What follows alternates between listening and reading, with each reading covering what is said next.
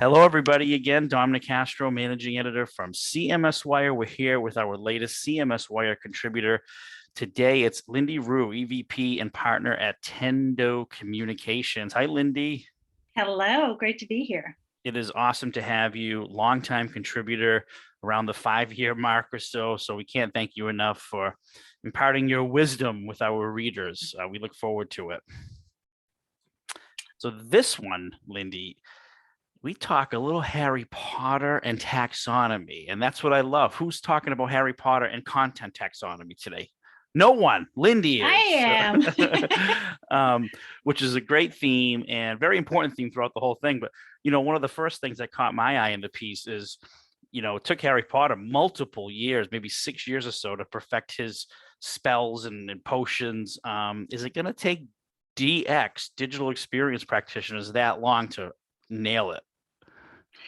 maybe not 6 years, but it doesn't just happen overnight. So I'm here to tell you that the sad news that it probably does take multiple years to get all of those foundational elements in place and adjust and adapt them so that you can do the cool fun things with your digital experience that you're hoping to do. That being said, one of the pieces of advice we give to our clients is start small, and particularly with the taxonomy. Start with the categories that you know you need the most, and then build on that. A taxonomy should be a living, breathing entity, and it should adapt and evolve over time. Yeah, and for someone who might be listening to this saying, I I'm new kind of ish to digital experience and content. Um, what exactly is taxonomy? Like, what would you tell them, like that raw, like foundational concept of taxonomy as it relates to content? Yeah, so in the context of content and digital content, taxonomy is a way of categorizing your content. Don't think of it as putting your content in singular buckets. We talk about multi-hierarchical taxonomies, and that is a way to categorize your content using multiple labels. And essentially that drives a lot of things, but the easiest one to identify with is content findability. So if I know that a piece of content applies to a specific industry, a specific product, a specific audience, geography, and I can put all of those labels on that piece of content, it's going to make it eminently more findable, both internally and externally.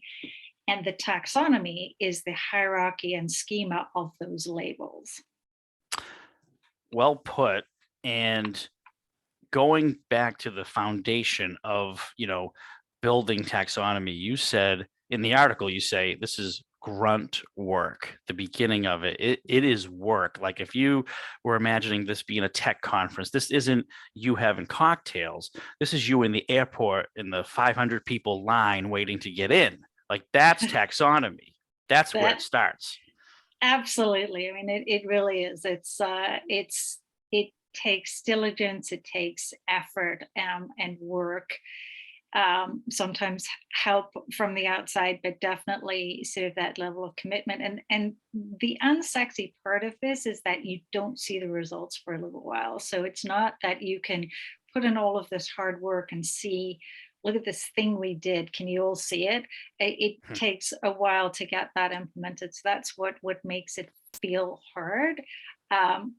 Obviously as a geek, I find it extremely satisfying, and I have definitely worked with a number of clients who, once they get that foundational taxonomy in place and working, can see the benefits and are super excited about it. One of the things I work with a lot of clients on is just getting that initial adoption, getting the rest of the organization excited about what this will drive in the long run, and therefore why this grunt work and effort is worth it.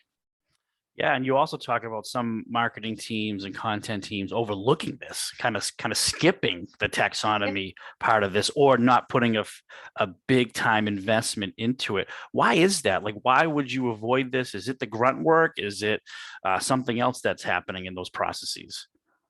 It's partly the fact that it takes the work and effort to put in place something that's foundational. I think another thing that we see quite often is in organizations, it's easier just to create a little taxonomy over here with your silo of information. And it doesn't matter if you're calling content types something different from somebody over here, because you have a job at hand, and the easiest thing to do is for you to actually just go and put in place that one taxonomy. So I think one of the hardest things we see is standardizing that across the organization. That's what gets overlooked. So there's not no taxonomy, there's 5 taxonomies and they're all different, and then there's no way to connect those. So if you think about the people who might use taxonomy, your analytics team uses a Mhm. taxonomy to tag content, your content creators use that, your web team uses that, your email team uses a different taxonomy. So you start to collect these different taxonomies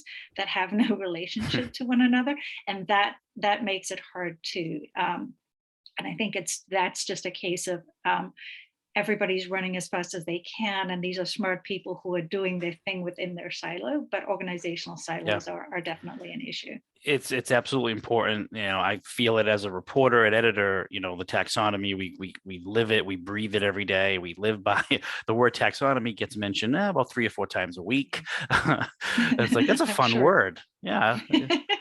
But it is a part of the business process, especially with editorial, from our end. Last question, being a regular contributor for us, any exciting things you're watching? Hi, my doggy saying hello. Any exciting things you're watching? And he's really saying hello now. Going forward in 2022, what are some of the trends and themes you're watching, Lindy? Yeah, so I think I'm super excited. I've been talking about this for a while, but I really see this starting to happen more and more as that idea of not just personalization where it's one to many, but micro personalization. So now take your taxonomy and the things that you can tag your content with and break your content down using a structured content schema. And you're looking at sort of really powerful mechanisms to micro personalize, to make digital experiences much more relevant.